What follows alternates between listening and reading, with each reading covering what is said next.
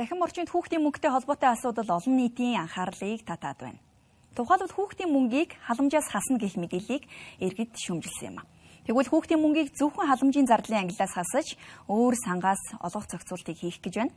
Цаашлаад энэ сарын хүүхдийн мөнгө өнөөдрөөс олгогдож эхэлсэн бөгөөд 1.2 сая гаруй шилжүүлэг хийгдэж байгаа тул ачаалал гарч байгаа гэдгийг холбогдох албаныхан тайлбарллаа.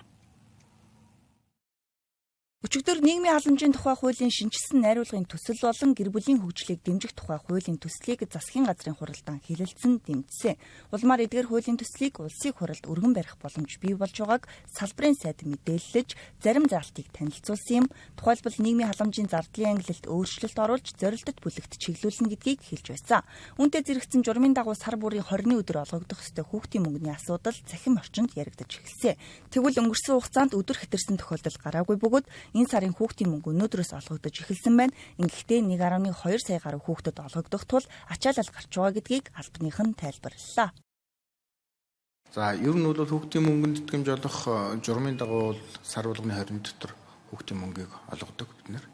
За олгох процесс маань бол одоо олголт эхлэхээс 2 хоногийн өмнө одоо олголтын жагсаалтыг үүсгээд сангийн ямаар дамжуулж одоо вакцины гүйлгээгээр арилжааны банкуудын байршиж байгаа одоо хүүхдүүдийн тансраа ордог.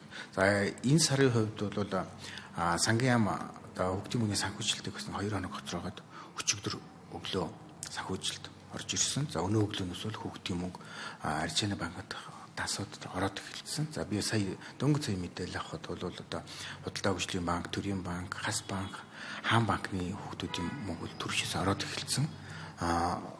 Одоо хэвийн олголт үргэлжилж байна. За энэ сарын хувьд хүүхдийн мөнгөний тэтгэмжинд нийт сая 286 мянган хүүхдэд хүүхдийн мөнгөний тэтгэмжийг олгож байна. Цаашлаад нийгмийн халамжийн зардлаас хүүхдийн мөнгийг хасна гэх мэдээлэл олон нийтийн анхаарлыг татаж шүүмжилт агуулад байгаа. Тэгвэл хүүхдийн мөнгнөөс нэг ч хүүхэд нэг ч төгрөг хасагдахгүй бөгөөд цаашид халамжийн зардлаас бус өөр сангаас олгогдох зохицуулалт хийгдэх юм байна. Гадны экспертүүд ч тэр манай одоо дотоодын эдийн засагч ч гэсэн хэлдэг. Манай Монгол улсын одоо энэ халамжийн зардал ямар өндөр юм бэ гэж. За хүүхдэд өгж байгаа 100 мянган төгрөгийг бас халамж гэж хэлэхэд бас одоо бас нэг өөр ойлголттой. Энэ маань жилдээ 1.5 орчим их найд төгрөг төсөвлөгдөж явдаг. Бид нар өнөөдөр сар тутам Монгол улсын одоо хүүхэд болгонд 100 мянган төгрөг гэж. Энэ маань халамжийн зардал талдаа байж байдаг. За 0-3 насны хүүхдэд одоо асарж байгаа ихэд өгдөг мөнгөний тэтгэмж. За бид нар одонтой ээжүүд, цалинтай ээжүүд гэж ярьдаг мөнгнүүд бүгдээрээ халамжийн талд байсан.